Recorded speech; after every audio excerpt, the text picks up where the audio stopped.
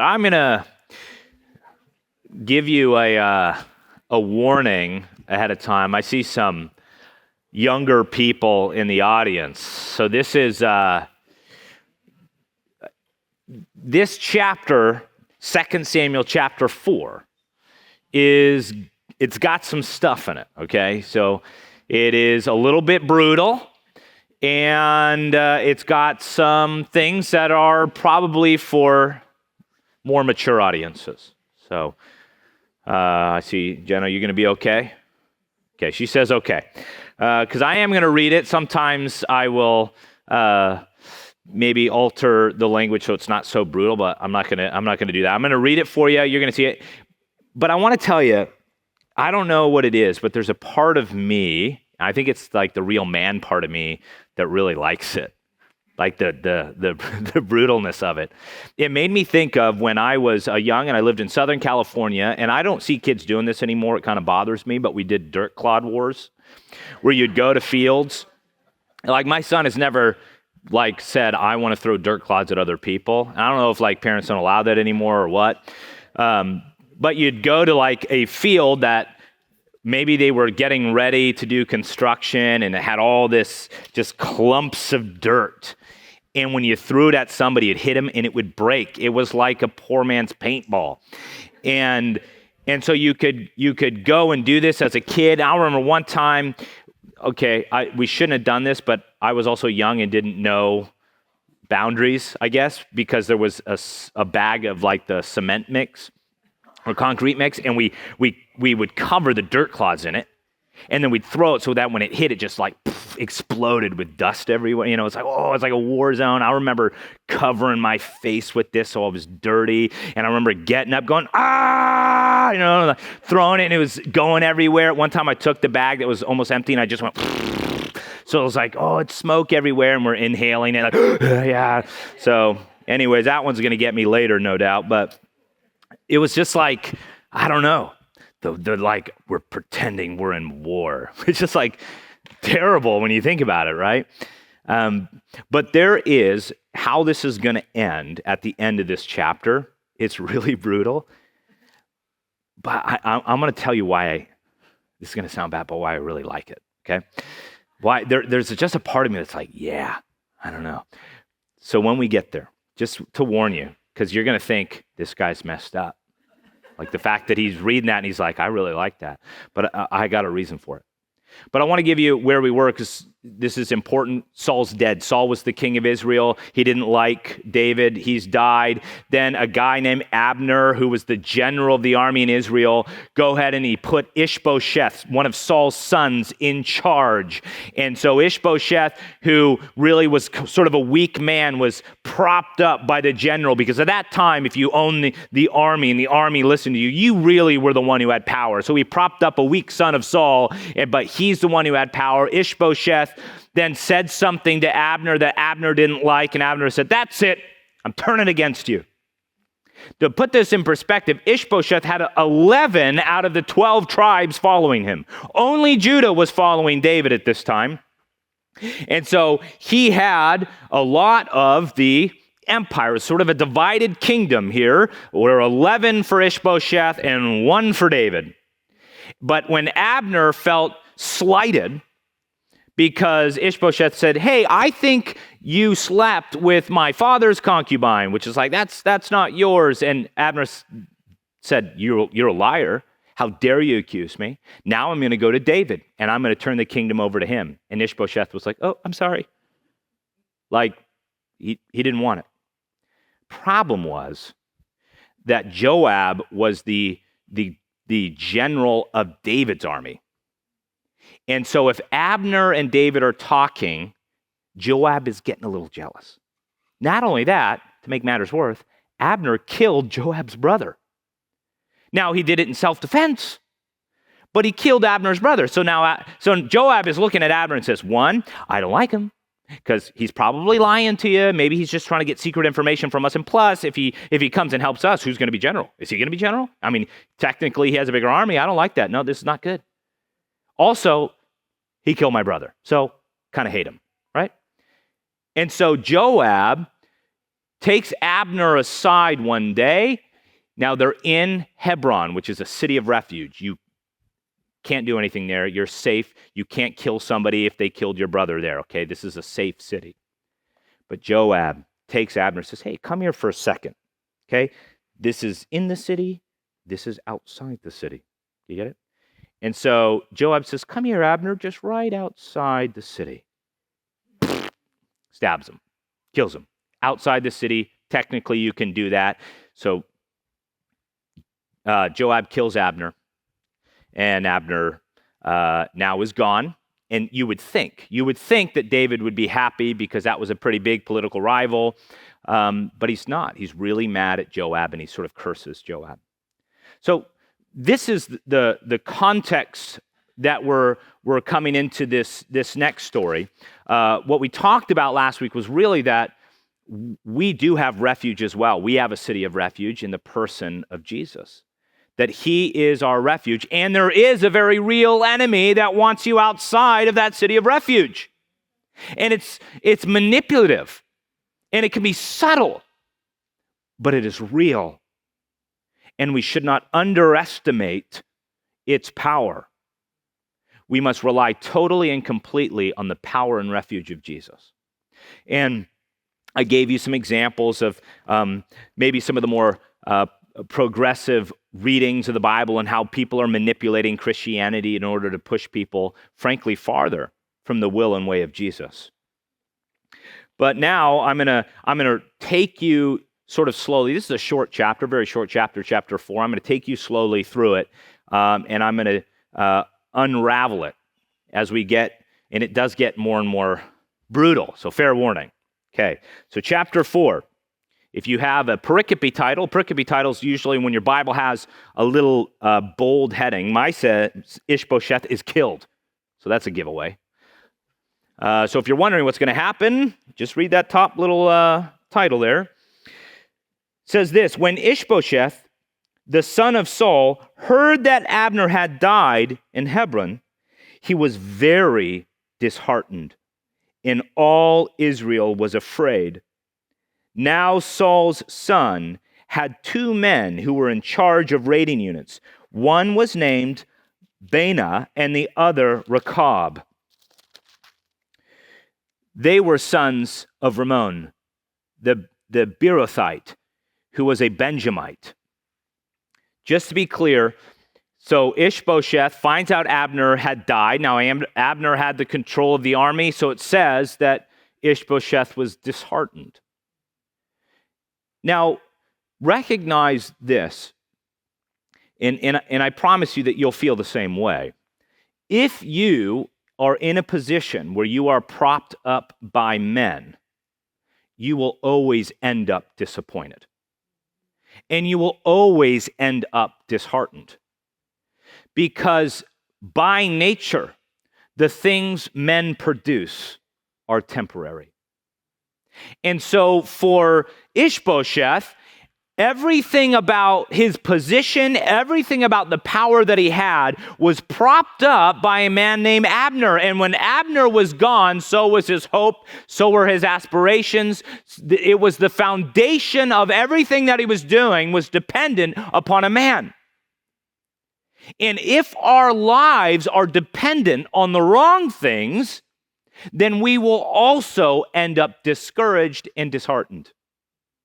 And so it's a subtle point here, but you see it. Of course Ishbosheth is disheartened because his hope was not in the Lord. He was not in that position because of the Lord. He was not established because of the Lord. His heart and the hopes of his heart were propped up by a man who's now gone. And so, of course, he's disheartened. Also, he did not surround himself by the most trustworthy people. You'll see, he's got some people who are part of raiding parties, which was not uncommon at that time. In other words, you would go to your enemies and you would take from their spoils, and he's got 2 men that do that. And you're going to see how nice they are. So it says this: Beeroth is regarded as belonging to Benjamin, for the Beerothites fled to Gittim and have remained there as resident foreigners until the present time. Now it says this, now Saul's son, Jonathan, had a son who was crippled in both feet. He was 5 years old when the news about Saul and Jonathan arrived from Jezreel. His nurse picked him up and fled, but in her haste to get away, he fell and was injured. Mephibosheth was his name. So there are two real types of weaknesses. There are weaknesses that are your fault, and there are weaknesses that are not your fault. And we do have the contrast here. Ishbosheth is weak right now, and it's his fault. But the son of Jonathan, who is only 5 years old, imagine he finds that the nurse who has him finds out that his father, Jonathan, dies, and his grandfather, Saul, also dies, and like, we got to get out of here. So in her haste to run away with this 5-year-old, falls and cripples him. So it's not like I scraped my knee, it's I broke my leg in such a way that I will never be the same. And now Mephibosheth has to live with an injury that is not his fault. And Ishbosheth has to navigate and process the weaknesses that are his fault. One, we have both.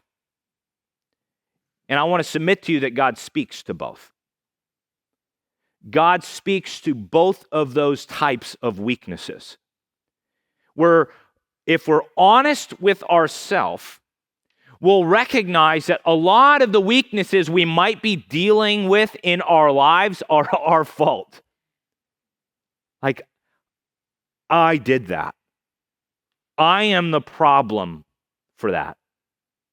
I told you that, one of the things that I deal with as a father with my son is sometimes I'll hear him say things and I'll be like, ooh, I don't like the sound of that coming out of his mouth. I didn't mind when it came out of my mouth. But the moment I hear it come out of his, I say, ooh, I put that there. I'm the reason for that. Rogan, we don't say that. Like, I got that from you. It's like, yeah, but I'm not going to say it anymore either. I don't like it. No more of that. Don't say it. Don't do it. And I have to recognize, rather than saying, Rogan, I don't do that, but just for the effect of it, right? Now, I'm more of an up, right? Not a down. I don't do that either. Wow. Cut that from the clip. But either way, yeah. Spare the rod, spoil the child. I don't do that. But I do discipline my son, but I'm not going to say like, I can't believe you did that, especially if it's me. I need to have an honest conversation with my son and say, hey, I know you probably heard that from me, but we're not going to do that. I don't like how that sounds. Ashley's had the same experience. She's much worse than I am, the things she says. Just trying to save face here. Sorry. That's what marriage is about. You have someone you can cast blame on. No, she doesn't do that.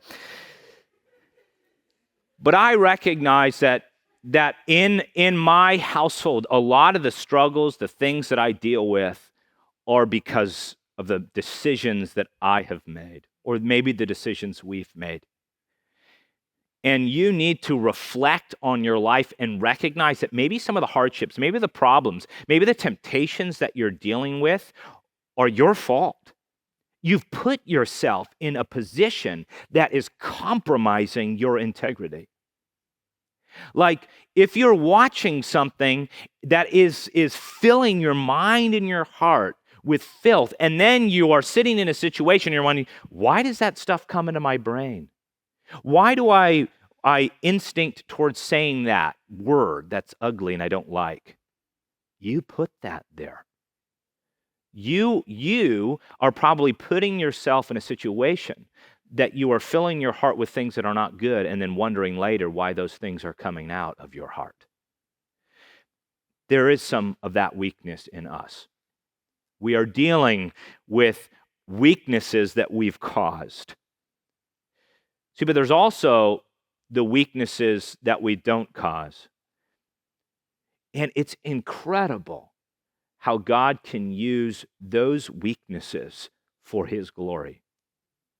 There's a really famous example. I don't know if you've ever heard of the person Nick Vujicic. Some of you heard it. Who's heard of that name? Yeah. I mean, here is a guy. He's a nationally, international speaker now who goes around. He's a nice, awesome Christian guy who speaks at churches. And one of the first things you'll notice about him is he has no arms and no legs. And you think, man, this guy's got it hard. Like, he should be mad. I mean, he was born that way. That's not his fault. He didn't be like, yeah, I made a wrong decision and they all just fell off. That didn't happen, right? He was born that way, and he would have every reason to say, why is my life so disadvantaged? And everyone else, like, they don't realize that when they take a cup and they put it to their mouth, that's like a blessing. To have at least one working arm would be a blessing, right? And here he has this small little, it's really on the bottom of his torso. He calls it his chicken leg. He's like, this is a blessing. I have some mobility with this thing. It's not really a limb, but it's a part that can move, and he can use it to do some of the functions in his life in a wheelchair. And he recognized, though, he has international reach. And he has a profound message to people about the love and the hope, the generosity and the power of God to use weaknesses for his glory. Isn't it incredible that God took legs from a person who now can travel farther than anyone else in his international reach? Took arms from a person who can now reach farther than he ever would if he had arms. God is in the business of using our weaknesses that are not our fault for his glory and for his message. Listen to what Paul says about this. Paul, in the context, okay, Paul is an ambassador for Christ. He literally just goes around planting and establishing churches and then ministering to those churches as an apostle, sending letters back and forth, instructing them doctrinally, making sure that they're staying true to the message of Jesus. And he's dealing with what he's calling the thorn in his side. And he's saying, like, I just wish this were gone. And he says this, I asked the Lord, this is 2 Corinthians 12, 8 through 10. I asked the Lord 3 times about this, that it would depart from me. But he said to me, my grace is enough for you, for my power is made perfect in weakness. So then, I will boast most gladly about my weaknesses, so that the power of Christ may reside in me. Therefore, I am content with weaknesses, with insults, with troubles, with persecutions and difficulties for the sake of Christ. For whenever I am weak, then I am strong. Paul's dealing with a weakness that isn't his fault. And yet he recognizes that God is using even that weakness for his glory. God is using that weakness in order to establish Paul and his ministry. And so rather than say, I'm not going to boast, I'm going to boast about the wrong things, Paul's boasting about his own weaknesses because God is most glorified in those.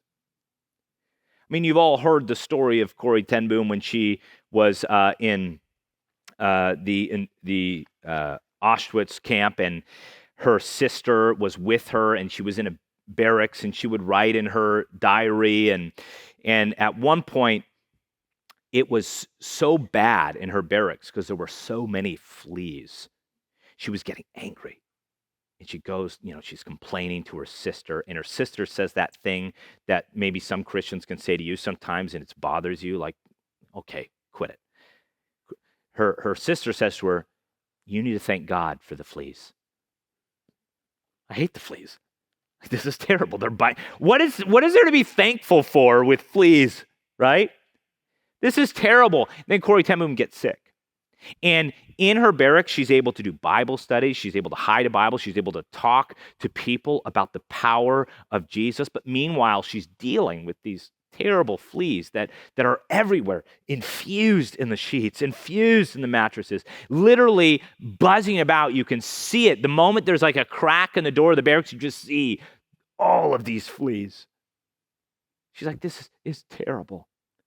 But when she gets so sick that she can't get out of bed, she's thinking, scared, that a guard's going to come in, drag her out, and punish her for not coming out of that barracks and getting to work. But nobody does. She finds out later that the guards refused to go into that barracks because of the fleas. She was able to get healthy. She was able to preach and tell people about the Word of God, not despite the fleas, but because of them. Then she was thankful for the fleas. Sometimes we don't realize even the way in which God is at work, even with our hard things. We recognize a God who uses all things for his glory and works all things for the good of those who love him. Sometimes it's not about you understanding how, it's about you trusting that God is at work, even if you don't see it. We sometimes are people who refuse to accept the work of God unless we can see it. In other words, we're sort of saying, God, unless all of your workings fit into my head, I'm not going to believe it. You need to understand that God is bigger than your imagination, and he will never fit into your tiny head. We believe in a God who is so big and so powerful that he is at work even in ways we will never understand this side of life. And so there are so many ways in which we are weak. Sometimes our own fault, in which case we need to repent and we need to give our lives ever more to the work of Jesus in our life so that God can redeem those things in us that we're getting wrong that are our fault. But we also need to recognize that God can use the weaknesses that aren't our fault. Not all of you have the strength of voice that you want to. You're going to be in a position and you're going to be like, I'm too scared to talk to this person. I'm not going to have the right words to say. I'm too embarrassed. I don't think like I have the capacity for it. Well, it's not about you. It's about God in you. I just had a conversation with somebody who was willing to go into those conversations and say the word that works. They ask you a question, and no, you don't have the answer. I don't know. I mean, the truth is, if you're not a Christian because of the answer to that question, obviously, because you don't know it. So it obviously just doesn't matter all that much. You can say, I don't know. Oftentimes, people are more convinced by your story than they are these obscure, abstract questions. Sometimes those are just the way in to a conversation that is bigger and more meaningful than you would expect. And we get so afraid that we won't have answers that we don't even put ourselves in a position to where we'll need them. Why don't you put yourself in a position where you have to trust God and watch as he shows up in your life? Watch as you go out and you say, I don't know how, I don't know if I will.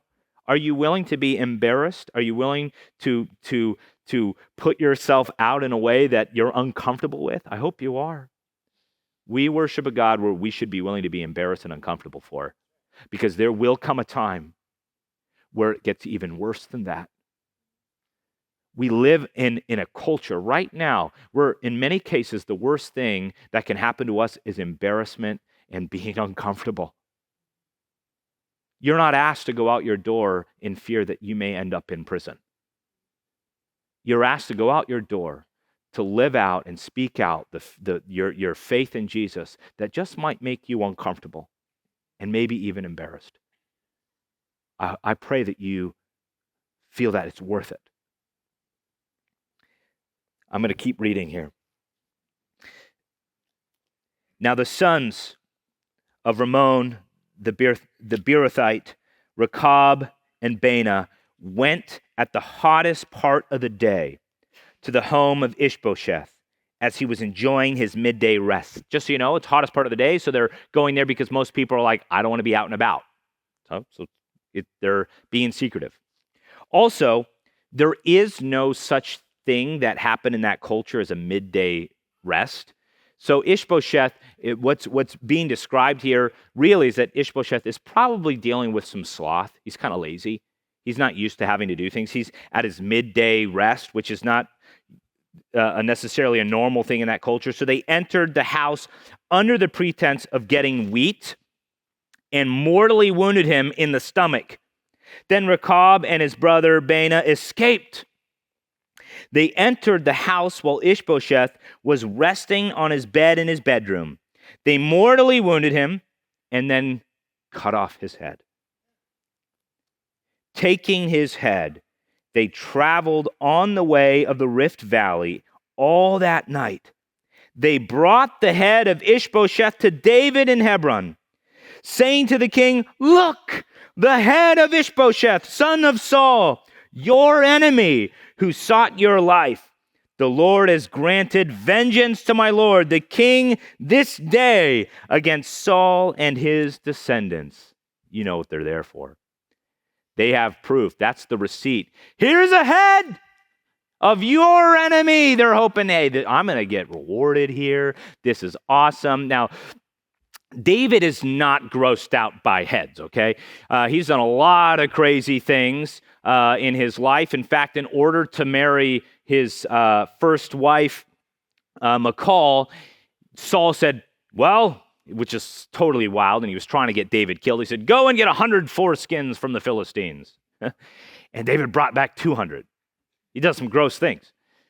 Also, he cut off David's head and carried it around like everywhere with him as a trophy, and that was a much bigger head. So, what? Goliath. I'm sorry. David cut off David's head? Is that what I said? Okay. Retcon. David cut off Goliath's head, and it was a much bigger head. And he carried it everywhere. And we got it right that second time. And he carried this head around. So he's not afraid of heads. He's seen them before, and he's held them before. It's something else that he's going to be sort of appalled by here. These people are opportunists. They came here and they said, look, the Lord's given you vengeance. We were the vengeance of the Lord here. We did this. We got this. I think it's so crazy because they got to be confident, right? You're bringing this, they're like, ooh, what are we going to get? Watch. Okay, this is the part. I know, it's going to get wild. Okay. So, David replied to Rechab and his brother Baanah, the sons of Ramon the Beerothite, as surely as the Lord lives, who has delivered my life from all adversity. When someone told me that Saul was dead, even though he thought he was bringing good news, I seized him and killed him in Ziklag. That was the good news I gave to him. Yeah. They're like heavy paws, right? Surely when wicked men have killed an innocent man as he slept in his own house, should I not now require his blood from your hands and remove you from the earth? Uh-oh. So David issued orders to the soldiers, and they put them to death. Then they cut off their hands and feet and hung them near the pool in Hebron. But they took the head of Ishbosheth and buried it in the tomb of Abner in Hebron. So these guys were killed, and then their hands and feet were cut off. Now, how could I look at that and be like, that's kind of cool?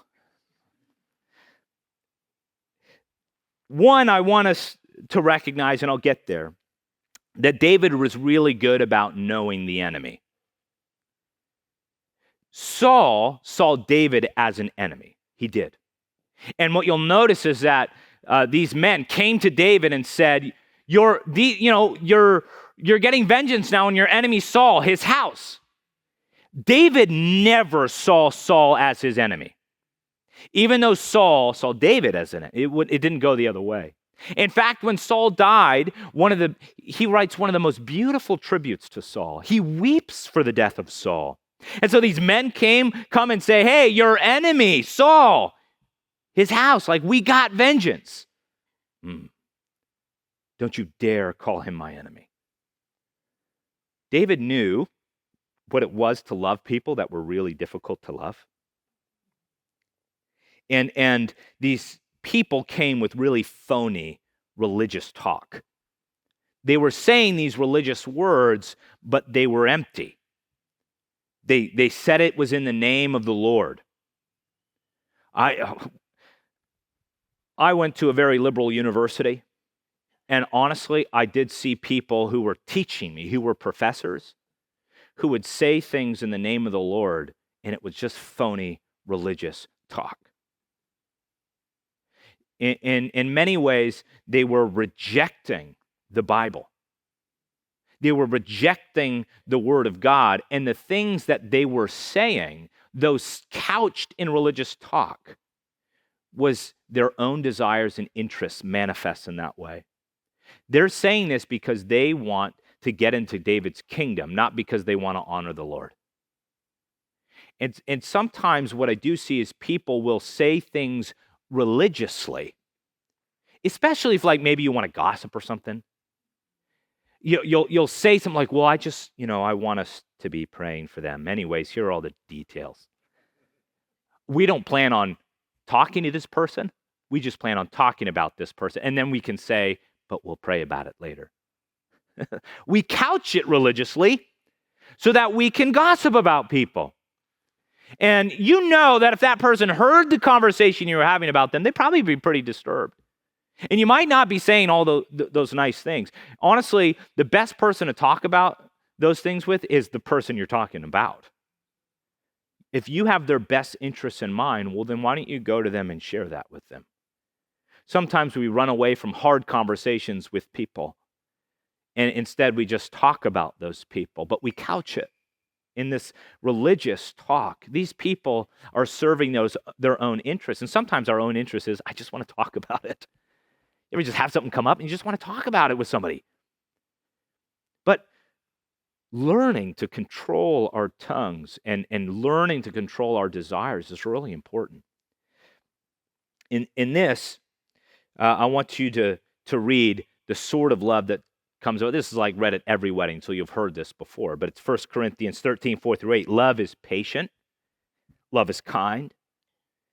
It is not envious. Love does not brag. It is not puffed up. It is not rude. It is not self-serving. It is not easily angered or resentful. It is not glad about injustice, but rejoices in the truth. It bears all things, believes all things, hopes all things, endures all things. Love never ends. But if there are prophecies, they will be set aside. If there are tongues, they will cease. If there is knowledge, it will be set aside. But love endures forever. The love that David will exemplify is a love for enemy despite what those people are doing to him. Having Ishbosheth out of the way does make his life easier, but he wanted Ishbosheth to come around on his own. He didn't want Ishbosheth to die, to be beheaded. Sometimes we look at the world, this is a political season. So you see people saying wild things, right? And you get onto Facebook, Instagram, TikTok, wherever you're getting your information from, right? On the news, and you see people say wild things, and it's almost like, man, those people are evil. And I just want them gone. I don't know if you ever feel that way, but to look at somebody who's saying the most vile things or doing the most vile things or believing the most vile things and saying, gosh, I just want them to be saved. I want them to know and experience the love of Jesus. Having a real heart for lost people means even though my life would be probably easier if some of these things weren't problems, I don't want people die for me to achieve that. I want people to be saved. I want people to know the power of Christ in their life. So they called, and Rechab called Saul the enemies of David, and they were wrong. David never saw that way. He loved Jonathan, he loved Saul, but also, David made a promise to Saul. Now, if you recall, when Saul was going to the bathroom, when he was pursuing David, he went into a cave, and he went number 2. He dropped his cloak around his feet, is what the Bible tells us, not knowing that there were basically 600 men in this cave watching him, which is already like, that gives me goosebumps. I hate that idea. And he's in there, and David sneaks up and cuts some of his robe off. He could have killed Saul, and he didn't. And so they have an exchange afterwards. David's like, I could have killed you, but I didn't. And Saul says, oh my goodness, you're so good. You're better than me. Surely the kingdom will be yours. Just make me a promise, will you? Don't wipe out the descendants of Saul. Don't do it. And David says, I won't. In that culture, whenever there was a dynasty shift, it was common, in fact, regular, to go and kill off everybody in the previous dynasty, because you don't want there to be any trace of or vestige of power that may come up and try to usurp you. So you would go and you would just kill everybody, and that's what Saul was kind of trying to do, was like, I need to go kill David and stop, because there's a challenge to my authority and power. With Ishbosheth alive, with Jonathan's son still alive, like David could go and just kill off the dynasty, so there's no issue or anybody coming after him. But remember, David is not a king like every other king. He made a promise to Saul, and this is what I think is really cool. Now, the metaphor of why David is cutting off the hands of these guys, it's a way of saying, hands off the line of Saul. Hands off this dynasty. Do not dare touch the line of Saul. You do not have the authority to do that. And I think about how we exist as Christians, and we worship a God who looks at the enemy and says, hands off my people. Hands off the people of God. I will not let you hurt or harm my people. Now, even when you go all the way back to one of the earliest books ever written in the Old Testament, it's the book of Job. And when Satan asks God, hey, this guy gets everything he ever wants, he says, look, you can make his life hard, but hands off Job. You may not kill him. Like we worship a God who, he doesn't say, look, I'm going to make it so you don't have any problems, but I will make your life worth it. When you are in the hands of God, nothing can separate you from his love. Hands off my people. There is no danger that if you are affirming Jesus in your life, if you are seeking him as your refuge, nobody is going to claw open the hands of God and take you from it. That hand is so strong and so powerful, it will keep you there. And we have to recognize that we worship a God who to our enemies says, hands off. So no matter the outcome of the election, no matter the outcome of what happens here, if you're here, you're okay. If you're in the hand of God, you'll be okay. This ends well for us, no matter what. So now we exist as Christians just hoping and praying and desiring and loving, and that more people get here. I want more people in the hands of an all-loving, all-powerful God who says, hands off my people. I want to tell you, I'm going to end with this. I was watching a documentary recently. It was about Richard Wurmbrand, who was, in 1945, he was a really powerful Lutheran pastor. He was very well respected. But Romania was having a conference of churches where all these religious leaders were getting together, and it was under the government, under the communist government, and it was in order to get these religious leaders to talk nicely about communism. And in the Marxist had an atheist manifesto. So it was actually in the manifesto was a denial of God, but they still wanted the partnership of churches to say, hey, but there's so many benefits in order to make this transition into communism much easier. And so all of these religious leaders were there talking about how good communism is, and there Richard is sitting, a Lutheran pastor, very well respected, and his wife Sabina is right by him. And she's getting so bothered by the things that are being said because they already know that communism has led to the persecution and death of so many brothers and sisters. And she looks at her husband and says, Richard, when you use the full name, like if Ashley looked at me and said, Matthew, I'm like, oh. Richard, you need to get up and wipe away the shame from the face of Christ. Now, all of these religious leaders are saying great things about communism. And then his wife looks at him and says, you need to stand up and say something and wipe away the shame from the face of Christ. If I do this, you may not see your husband. She said, if you don't do this, then I'll have a coward for a husband. Yikes. Come on. Okay. He did it. He got up and he vehemently denied that communism is good for Christ. He got up and he said, we need to be a church that puts Christ first in all things. He spent 14 years in prison, to the point that he would never walk right again because they would put him up and put his feet up and they would just hit the bottom of his feet over and over and over again. All they wanted was for him to tell the names of the people who were helping the church, because he started an underground church so people could worship and praise Jesus. One of their biggest ministries was a ministry to the Russian people, the people that were subjugating him.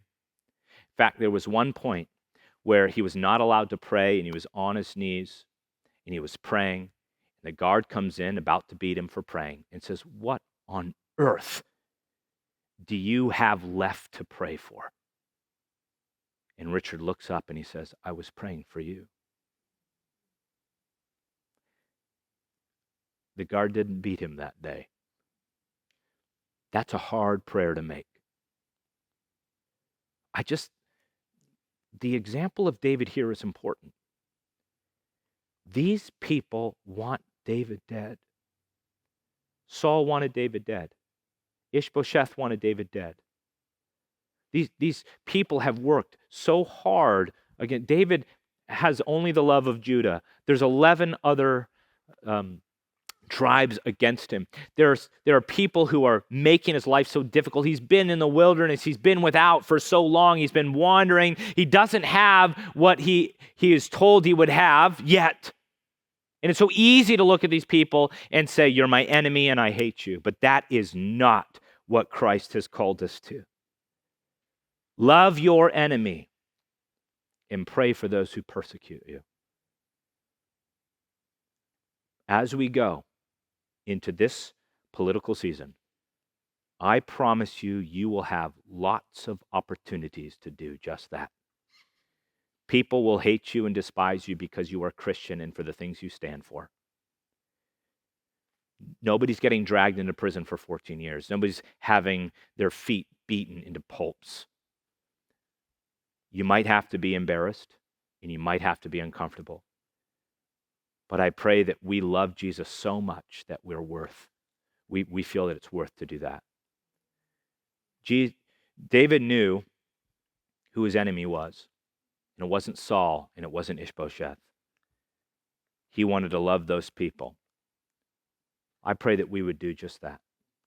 We would be people who are working to change the world, not because of how good we hate, but because of how good we love. Amen? Lord Jesus, I thank you for those who've gone before us, who have showed us what it looks like to be witnesses in your name. Lord, I pray that as we go throughout our lives and our days and our week and our months and our year, God, that there will be opportunities for us to speak your name and exemplify the things you want us to exemplify. I pray that we would be willing to do that.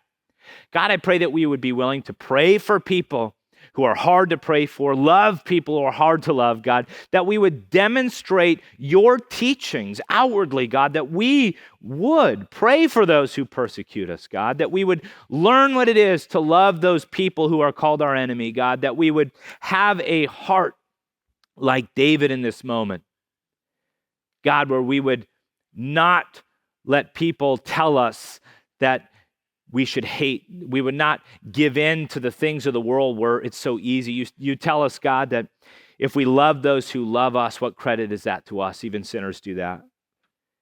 God, we need to love as you loved.